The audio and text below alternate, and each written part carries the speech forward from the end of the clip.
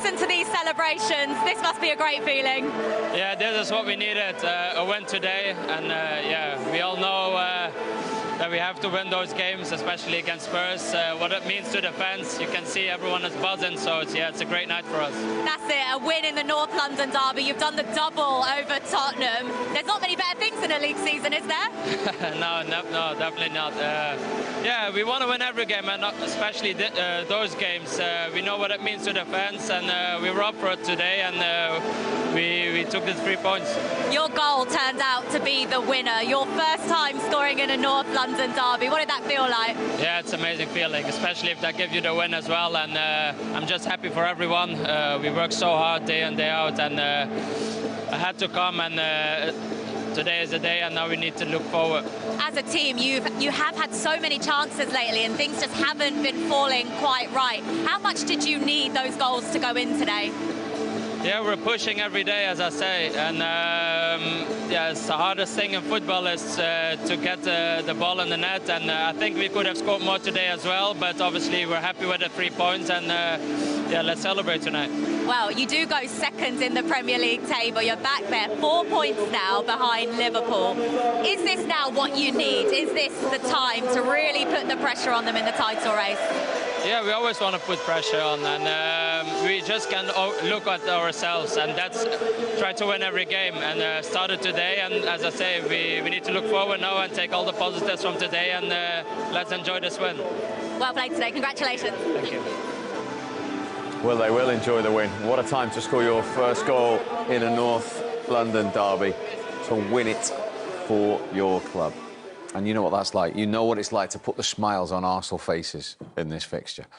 Yeah, I mean, it's massively important to the fans and everybody associated with the club. So, you know, like I said earlier, it was an important game for us. And this was the perfect opportunity then to sort of reset, reevaluate everything, and then give us that platform then to go on and to finish the season now strongly. And as he said, for once today, they weren't ruining those missed opportunities, those killer chances that they couldn't put away. Yeah, but I think, to be honest with you, it's a game that Arsenal controlled throughout. But, like, I still think they still need to work much better in their finishing, because they created so many chances today. The game ended up being 2-1. It could have been 5-1, 7-1. For a team that want to win the league, that I expect them to win the league sooner or later. But keep playing like this, I don't think it's going to be possible, because today we can see Tottenham were nowhere, like they were nowhere close to Arsenal level. You can see the level was above, and Tottenham were just playing. They were just trying to find themselves, and a lot of young players, they don't have this experience. This is a derby against Arsenal. So for me, Tottenham were completely off today. Arsenal play well, but for me, they get the 3 points. But moving forward, when they will play next, obviously the weekend against Aston Villa is going to be another whole game together.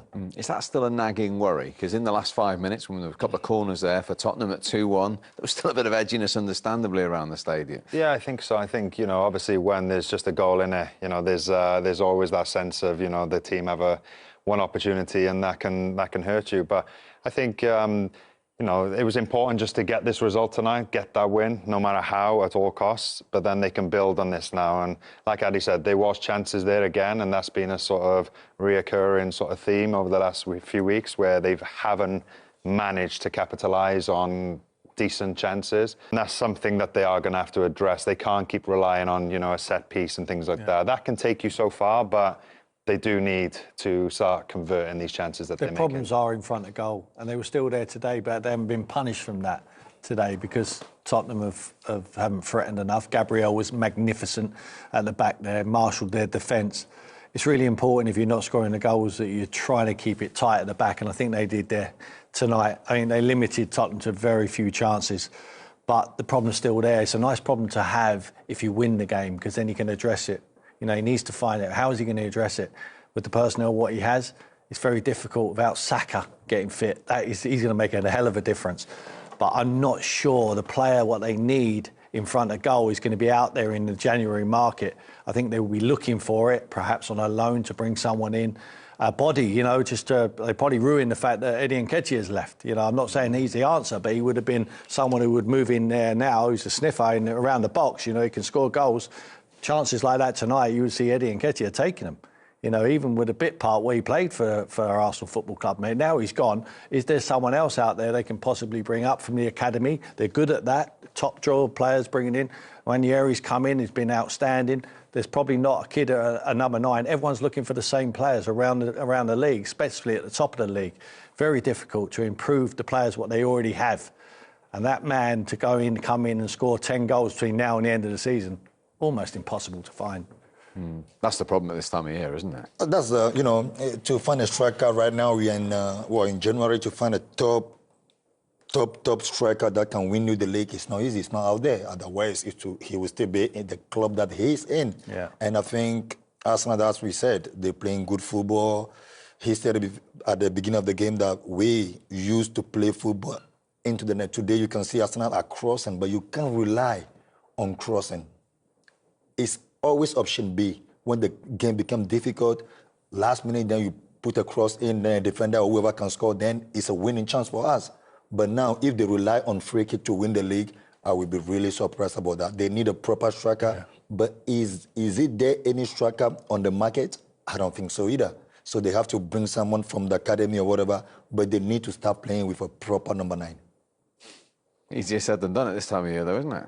Yeah, absolutely. You know, like it is a difficult market to go out there and to go and bring in someone who's going to guarantee you goals. I think, you know, Havertz is a brilliant player, and he's, you know, his work ethic up there is second to none. But I think he can play just as effective in other positions on the pitch, in the midfield role or slightly wide. I think he's capable of doing that. And but we just need, I think, someone with that little bit of goal instinct, that knack of scoring, them little darting runs. Do you know what I mean? Where, you know, you'll explain better than anyone, but who just understands how to, like, put that ball or in the back of the net, or just to sniff out an opportunity or something like that. I think that's what sort of lacking at the moment. Like an Ian Wright. Like Yeah, like Ian a Wright. Wright. Where There do you he find one of those? Well, I'll tell you where we'll find him now. He's at the Emirates Stadium with a big, wide smile on his face, Righty. And he is with a very proud young man. Yes. Take it away. Yes, I was going to say, Miles, listen, I've got to say, when the first time I saw you at AL End, playing in midfield, now you're playing left back and playing for Arsenal in the North London derby, what was that like? Because I saw you like whooping up the crowd at the end when you was coming. What was it like? Well, it was amazing, man. It's everything that I lived up to in my dreams. Well, I couldn't believe it. I had to take in every moment of every second of the game. So honestly, it was amazing, honestly. In respects of like the game itself and you getting used to the game, because I know that Mikel started, he's given you 60 minutes, 90 minutes. You're training with the guys obviously all the time. How does it feel physically for you? How are you feeling about when you got the 60 minutes, 6 minutes, then the 90? How do you feel? Well, at first, obviously, it's hard getting used to it, but I feel like my body's adjusting now, and I feel great, you know. I just want to carry on doing it. So what was it like playing against Tottenham when it really matters? Because going into this game, Miles, I don't know what it was like in the dressing room in respect to, but there's a certain amount of pressure, especially with Liverpool drawing, Arsenal having to win their home games, and it's against the North London rivals like Tottenham. You're coming in as an 18-year-old. How are you feeling about the whole pressure and everything what's going on in that respect? Well, as a team, you know, we feel pressure, but this is what we live for. Moments like this we live for. It's a derby, and we need to win, and that's what we did today. So, how's the morale in it? Because like people talking about the missed chances and missing out and trying to catch Liverpool and trying to win the league and obviously going out the cup. What's the morale like? Is everybody still up and pumped up? Everybody still belief? Well, obviously, after a loss, we're down, but obviously our culture and our team is amazing. We're all together. We all stick with each other. We all have full belief in each other's talents and their mindset. So, yeah, obviously you want to bounce back, and no better way to do it than today. So tell me about how your body's feeling, because you're now playing proper first-team football, what you dreamed about, what you wanted to dream about. Yeah. How's it feeling? Tell me how your body is. I feel amazing. You feel tough. You feel strong, bro. Look. I feel like $1 million, you know, so, yeah. Is it everything you expected it to be? What's happening right now? Yeah, everything and more, you know, honestly. Everything and more, honestly, yeah. So. Yeah, hang on a minute. Let's show you this clip. I think they got this clip. Where's the clip? Show us the clip of him. Because look, Look at what you're smiling. What happened just now? Something just happened with you and was it Bergvall? Yeah. How's you feeling now? Just happy, you know, just taking it in, soaking it in. Yes, sir. This is amazing, man. Yeah. But at that time, obviously we hadn't finished the game yet, but you looked like you was properly buzzed up. Who's here? Who's here? Your mum here? Your dad? My mom, here? my grandma, my friends. Your grandma's here? Yeah, I had to put on a show for my grandma, make sure that I didn't look soft in front of her. I had to make sure I was milling my tackles for her, and hopefully she's proud of me, so yeah. We're all proud of you. We're all proud of you. Just before you go, though, I wanted to say to you, was there, with your Brennan Johnson, could have said to them, was there any of them, like the physicality you was feeling, oh my gosh, I'm going to be afraid of him, or he's going to be this? Nothing? Never afraid of no one. I want to go against the best, I want to be the best, so you have to go against the best. To be the best.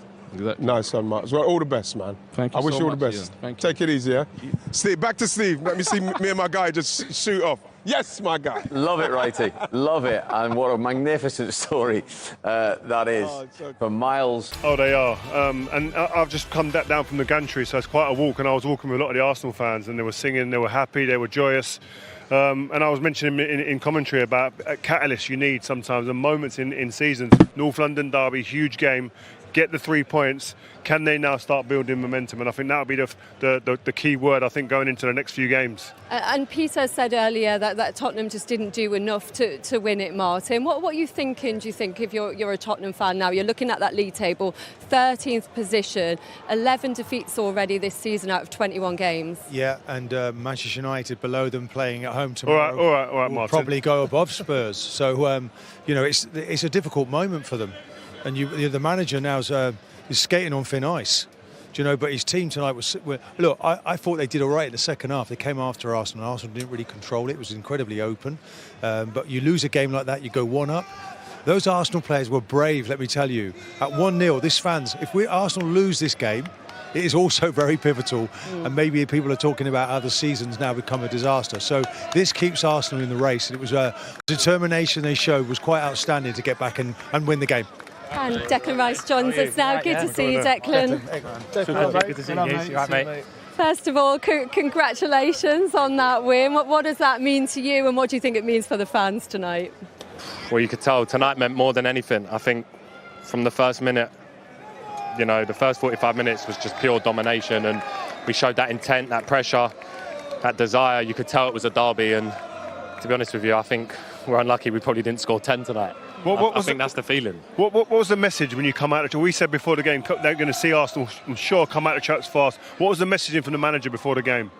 You don't need a message. You've played in. You don't need a message. When you play Spurs, you know what it means to the fans, and if you're a player and you can't get up for Spurs, then you shouldn't be playing football. Yeah. You need to have that fire in your belly, and we had that tonight. And I think second half, the game got stretched. They could have maybe scored a couple, but we could have had another 5 or 6, and that's the disappointing thing. But to win is the most important, and hopefully now we can go on a run, because this is the most important part of the season. Give you guys enough corners, you're going to score for one, and that's how the equaliser came. Another trademark Declan Rice delivery. Yeah, well, I'm not sure I've got the assist of it. He said that it's gone down as an own goal. No, it's a great ball, by the way. It's your assist, though, isn't it? It's going on target, isn't it? Wait, let me see. You're not getting this, Declan, I'm afraid. No, to be fair, I might not get it. But still a great delivery. Yeah, look, I've put it in the area, and I understand probably why it's an own goal. Are you practising that delivery? Because you get it right so often. I said to Crouchy the other day. We discussed deliveries all day the other day. We're playing so much that we don't get a lot of time to practice. It might sound crazy, but I just know now the spot I need to put it in, and it's just about repetition. And how pleased were you to see that go in from Trossard there? Partey does exceptionally well. Amazing, yeah. Porro, you must be aware, Porro's up the pitch, so it's an area you're going to aim for. Yeah, definitely. I think with Spurs, they're a transition team. They don't care. They keep playing the ball short. They want to keep attacking, and obviously we win the ball high, and they're open, and Leo on his left foot, his left and right foot. What about your role here tonight? Because you're playing in that midfield and you're flying forward 1 minute, and then you're all the way back at the next. Yeah. Do you sometimes think, I should just sit there occasionally? Because if I were playing behind you, I want you to sit more often. Do you know what? I just get excited. That I just get an extra bit of energy to just keep going, and I want to run. And tonight I was probably more of a box-to-box role, but I think with our centre halves, you can be sure that I'm allowed to attack, because them two clean up everything. And obviously Thomas tonight was unbelievable, and the young boy Miles again is just taking liberties. He's just unbelievable. 18, what he showed tonight was just ridiculous. Dec, we were speaking before about you becoming a bit of a leader in this team, you know, taking the young players under your wing. I know you've taken Miles under your wing a little bit, looking after him. Just talk us through his performance tonight, because it's a North London derby, it's a huge game, under a little bit of pressure at the moment. 18 years old to perform the way he did. It's scary. I think I said to you the other day, the 18-year-olds now, they've got no fear. They've got no fear whatsoever. And I think there was 4 or 5 times in the second half here. You know, he's got that Moussa Dembele try. I'm not just saying it where he uses his body to get away from stuff. And sometimes, it's risky, but to show that at 18 and the personality and character, honestly, he's unbelievable. Is that 18-year-olds, or is that just is it just them individuals? Because we spoke before, and you said about Ethan Neweri as well, and Max Dowman, even another younger one who hasn't played yet. But you're saying that these guys have a different mentality and mindset.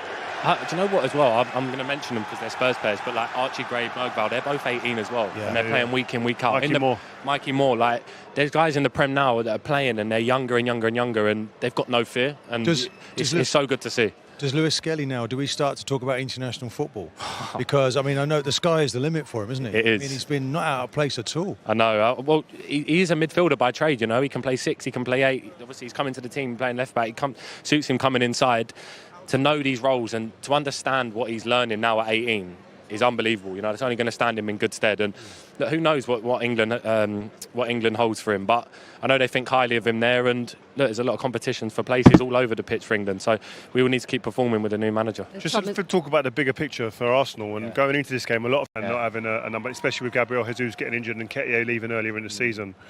What's your thoughts as a player in the building, in that type of position, and what you'd like to see maybe in the transfer window? We all talk as players, we used to do that ourselves, I'm sure you guys do too. Yeah, look, I think now obviously where we've lost Gabby, he's probably going to be out for a year with an ACL, and you know that's really tough. I'm sure that the manager is probably going to look for something, because tonight we've had to bring Tierney on left wing, we've had to bring Zinner then on left wing, so we're a bit short up there, so I'm not surprised if we are going to probably do something.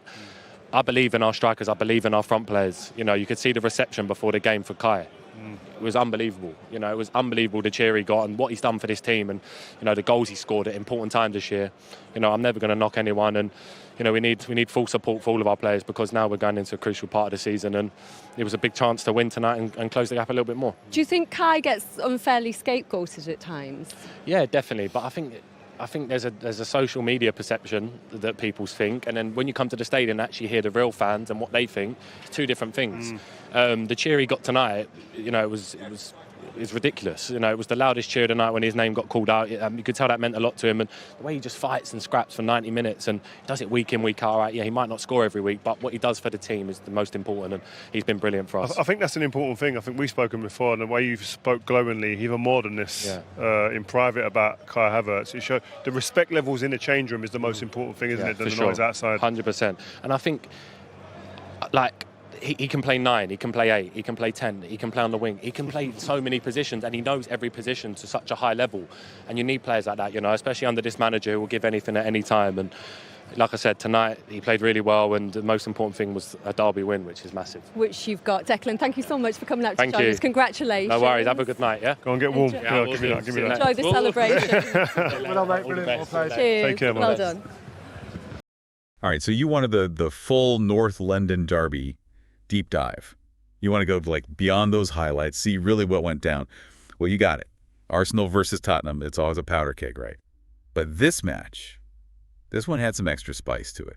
I think what was so fascinating about this one was how it became this tactical chess match, you know? It wasn't just about individual brilliance, it was about managers adapting, almost like outthinking each other on the fly. And we've got it all for you. Player ratings that tell a story, tactical breakdowns that'll make you see the game in a whole new light, and even some managerial grades, because, hey, the gaffers deserve some scrutiny too, right? Oh, absolutely. They're the ones calling the shots. Exactly. But let's rewind a bit, back to that electric atmosphere at the Emirates. Yeah. Everyone expecting Arsenal to just steamroll, right? Given their form, and that home advantage, it seemed like a foregone conclusion. But, well, football's full of surprises, isn't it? That it is. And boy, did we get one. Yeah. Spurs score first, totally against the run of play. Yeah, that deflected corner in the 25th minute. Son Heung-min, opportunistic as always, puts it away. Classic Sonny. I bet you could feel that collective gasp in the stadium, you know, like everyone just stunned. Oh, absolutely. Yeah. It was one of those moments where you think, okay, how's Arsenal going to respond to this? Right. Are they rattled? Do they crumble under the pressure? Not these Gunners. Not anymore. They hit back, and they hit back hard. 2 goals before halftime, that's a statement. First, a little bit of luck. An own goal by Tottenham always adds a bit more fuel to the fire. Always. Then, just 4 minutes later, Trossard finishes off this lightning-fast counterattack. 4 minutes. That's the kind of turnaround that just swings the momentum like crazy. It is, but it's more than just momentum, right? Think about what that says about Arsenal's mentality. They could have panicked, tried to force things, but they stuck to the plan, waited for their opening, and then, bam, ruthless efficiency. Okay, so I see where you're going with this. It wasn't just luck, it was calculated. So, second half kicks off. Arsenal are controlling the tempo, creating chances left and right. Havertz and Odegaard come close. Yeah. But you got to give credit to Tottenham's keeper, Antonin Kinski. He made some big saves. Oh, Kinski was phenomenal, no doubt. He kept them in it when it could easily gotten out of hand. But, this is where the tactical analysis gets really juicy. Arteta, Arsenal's manager, he showed this level of flexibility that's becoming his trademark. You ready for this? Arsenal had only 28% possession in the first half. Wait, what? Seriously? The Arsenal that's been dominating possession all season, they had less than a third of the ball? That's wild. Yeah. That 28% possession stat, it's pretty fascinating, isn't it? I think it shows how Arteta was willing to, cede possession early to draw Tottenham's press high up the pitch, then bam, exploit the space behind with those rapid counterattacks, like a coiled spring suddenly released. So Arteta deliberately played a more defensive style in the first half, knowing it would play to their advantage later on.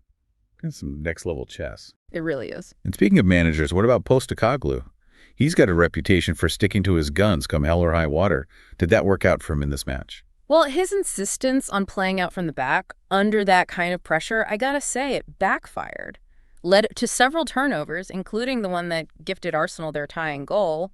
What do you think? Was that just tactical stubbornness, or is there something else going on? Maybe trying to send a message, build a certain mentality within his squad?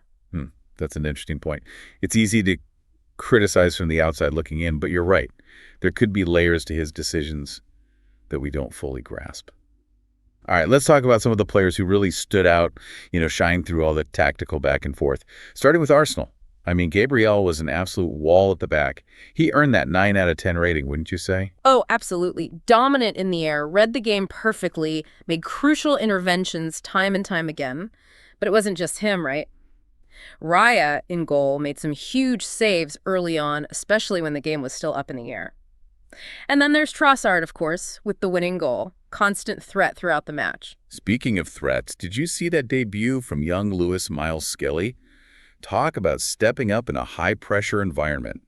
7.5 out of 10 rating in his first North London derby. This kid's got ice in his veins. Absolutely fearless. He was so composed on the ball, showed great vision, not afraid to take on those experienced players. One to watch for the future, for sure. For sure. Now, on the Tottenham side, even in a loss, you got to give props to Son Heung-min. Scored the opening goal, kept testing Arsenal's defense all game long. He's always a danger, isn't he? Never count Sonny out. Never. But here's something that's been on my mind. We talked about those missed chances by Arsenal. Could they have blown this game wide open if they were a bit more clinical? It felt like they left a few goals out there. You're absolutely right. That's what I find so intriguing about this match. Arsenal's dominance, especially in the second half, it wasn't fully reflected in that final score. Those missed opportunities kept Tottenham in it longer than maybe they deserved. And for someone like you who wants to really understand the tactical side, it raises a question, right? What could have been different with more clinical finishing? How much more dominant could they have been? It's a fascinating thought. It is. Makes you wonder if Arteta will be working on finishing drills all week. Probably. Now, on the flip side, were there any areas where Tottenham looked particularly vulnerable? Anything that jumped out as a recurring issue? Well, there's set-piece defending, right? Oh, absolutely. That was glaring. And it's not just about that first goal. It's how they struggled with set pieces the entire match. They failed to track runners. Their zonal marking was all over the place. You've probably noticed this is a trend, right? I have to admit, their set-piece defending has been shaky all season. It's like a blueprint for how to beat them. All right, before we jump into the second half, let's take a step back and look at the bigger picture here. What are the key takeaways from this North London derby so far? What really stood out to you? Well, I think the biggest takeaway has got to be Arsenal's adaptability under Arteta. They've shown they can dominate possession, sure, but they can also be pragmatic, absorb pressure, hit on the counter. That kind of tactical flexibility makes them incredibly dangerous. It's like they've got these different gears they can shift into depending on the opponent, the game situation. Yeah. They're not just a one-trick pony anymore. Exactly. And that's what separates the good teams from the great teams. It's not just about having a plan A, it's about having a plan B, C, and D up your sleeve. Got to be able to adjust on the fly, counter what your opponent is throwing at you. So for Arteta, it's not just about having a philosophy. It's about knowing when to stick to it and when to, I don't know, maybe deviate from it a little bit. Yeah. That's a valuable lesson for any leader, I'd say. Oh, absolutely. Whether you're managing a football team, running a business, even just navigating your personal life, right? That ability to adapt. It's crucial. Things are constantly changing, and the ones who can adjust, evolve, they're the ones who thrive. I like that. It's not just about football. It's about life, being able to roll the punches and come out stronger. Okay, so we've talked about Arsenal's adaptability. What about Tottenham? They didn't get the result they wanted, but were there any positives to take away from their performance? Well, even in defeat, Son Heung-min showed why he's one of the most dangerous forwards in the league, right? He was a constant threat, always looking to get in behind the defense. And that goal, that was pure individual brilliance. Yeah, he's a game changer, for sure. One player who can just turn the tide with a single moment of magic. Okay, so we've dissected the goals, we've analyzed the tactics, we've even graded the managers. But before we wrap up, I want to pick your brain a little. For someone like our listener who really wants to get a deeper understanding of the game, what's the one thing they should take away from this match? What's that underlying principle that might not be obvious at first glance, but is, essential to understanding football at a higher level? That's a great question. I think what this match really highlighted was the importance of space. It sounds simple, but the way teams manipulate space, both defensively and offensively, it's absolutely crucial. Okay, I see where you're going with this. We talked about Arteta's tactics, how Arsenal's seated position to draw Tottenham out, to create those pockets of space for their counterattacks. Is that what you mean? Exactly. And on the flip side, Tottenham's insistence on playing out from the back, while admirable, right, in its intent, it left them vulnerable in those crucial areas. When you lose the ball in your own defensive third, you're giving your opponent a golden opportunity. So it's not just about having the ball, it's about what you do with it. And maybe even more importantly, what you do when you don't have it. It's about controlling space, dictating the tempo, forcing your opponent to react to your movements. Precisely. It's this constant game of cat and mouse, anticipating your opponent's moves and exploiting the vulnerabilities they create. That's why I love this game. It's so much more than just kicking a ball around. It's strategy, it's intelligence, it's mental and physical prowess all rolled into one. Okay, we've talked about the importance of space, but what about individual brilliance? I mean, we saw flashes of it from both sides, right? Oh, absolutely. Son's goal, for example, was a perfect illustration. He received the ball with his back to goal, turned his defender inside out, and then curled this beautiful shot into the top corner. Pure class. And for Arsenal, Trossard's finish for the winning goal, so clinical, like he was playing in slow motion. That's the beauty of football, right? You can have all the tactical knowledge in the world, but sometimes it comes down to those individual moments of brilliance, to players who can just produce something special when it matters most. Those are the moments that get the fans out of their seats, that create those memories.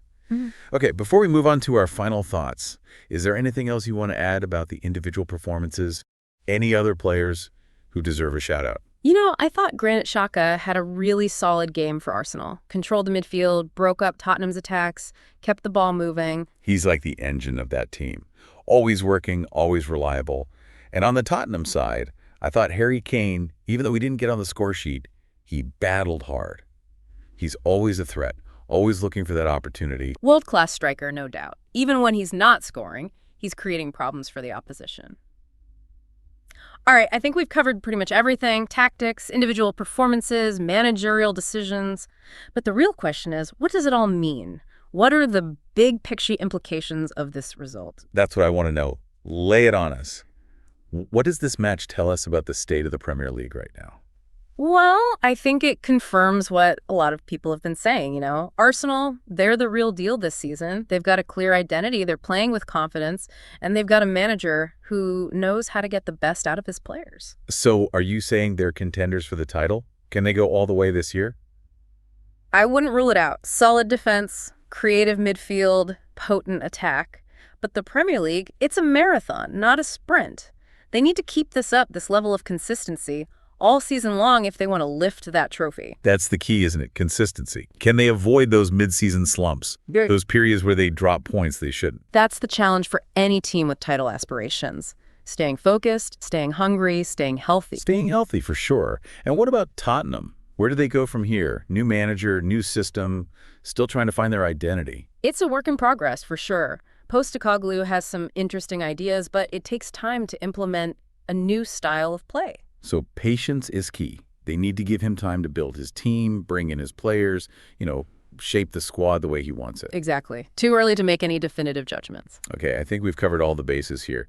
But before we wrap up, is there anything else you want our listener to take away from this deep dive? Any final thoughts or insights that might help them, understand this match and the beautiful game on a deeper level? I think the biggest takeaway, the one that goes beyond tactics and individual performances, is this.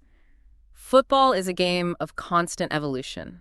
Teams are constantly adapting, players are constantly improving, and the game itself is constantly changing. So it's not just about what happened in this match. It's about understanding the bigger picture, right? The trends, the evolution of the game. Exactly. And for those who are truly passionate about football, who want to go beyond that surface level, that's where the real joy is. It's about seeing the patterns, the nuances, those subtle shifts in strategy that can make all the difference. It's about being a student of the game. Yeah. Always learning, always evolving. Well said. And it's that constant evolution, that drive to improve that makes football so captivating. Yeah, it really is like peeling back the layers of an onion. Revealing all that complexity and beauty underneath. That's a great analogy. And the more you peel back those layers, the more you appreciate the depth of this game. It's a never-ending journey of discovery, right? Okay, so we talked about evolution, the big picture, but let's bring it back to this specific match for a second. What's the one thing you want our listener to remember about this North London derby? The headline, the soundbite, what's the thing that will stick with them? I think, honestly, this match was a testament to the power of adaptability. Arsenal showed that even the best teams, even those with a really clear philosophy, they need to be able to adjust, adapt to the circumstances, to the opponent, all of it. So it's not about being rigid, it's about being flexible. Having the tools and the mindset to change gears when you need to. Exactly. And that's a lesson that goes way beyond football, right? It applies to life. Whether you're facing a tough opponent on the pitch, a tough negotiation at work, or even a personal setback, that ability to adapt is crucial. It's about being resilient, bouncing back from adversity, finding a way to win even when it feels like the odds are stacked against you. Couldn't have said it better myself. It's about having that growth mindset, that willingness to learn and evolve, always striving for improvement. And that's what makes this game so compelling. It's never predictable, it's always evolving, and there's always something new to learn. Absolutely. And that's why we love it. The passion, the drama, the tactical battles, those moments of individual brilliance, it's all part of the magic. I couldn't agree more. This North London derby, it was a classic example of everything that makes this sport so special. It really was a match that had it all: goals, drama, controversy, and, most importantly, a tactical masterclass from both managers. It was a real pleasure breaking it all down with you. Our listeners walking away with a much deeper understanding of the game, that's for sure. A newfound appreciation for all those nuances and complexities. I hope so. And I hope they join us again for another deep dive, another adventure into the beautiful game. Until next time, keep exploring, keep learning, and keep diving deep. And remember, whether you're on the pitch or off it, adaptability is the key to success.